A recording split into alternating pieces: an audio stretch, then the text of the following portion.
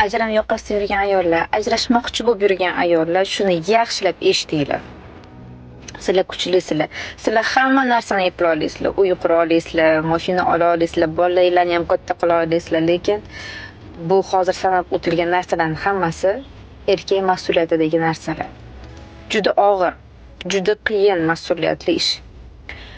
Biz erkaklarga oson deb o'ylaymiz. Erkaklar hech narsa qilmayapti deb o'ylaymiz. Faqat ishga boradi, keladi deb o'ylaymiz. Sizlar erkak bo'lib yashab ko'ringlar. Ya'ni qachon erkak bo'lib yashab ko'rasiz? Ajrashganingizda, yolg'iz ona bo'lganingizda. Mana shu sanab o'tgan uy qilaman, mashina qilaman, bolalarim oyoqqa turg'izaman deganinglarda erkaklarga da'vo qilgan bo'lasizlar. Men erkak bo'laman, men kuchli bo'laman, men qila olaman deganingizda erkaklarga da'vo qilasiz va erkak mas'uliyatini o'z gardaningizga olasiz. Siz ayolligingizni unutasiz. Ajrashishdan oldin o'ylab ko'ring. Kuchli bo'lib kuchingiz yetadimi? Yarim yo'lda yiqilib qolmaysizmi? Erkaklarga da'vo qilmanglar. Erkak bo'la olmaysizlar. Biz ayollar ojizamiz. Ojizligimiz ham shu yerda bo'ladi.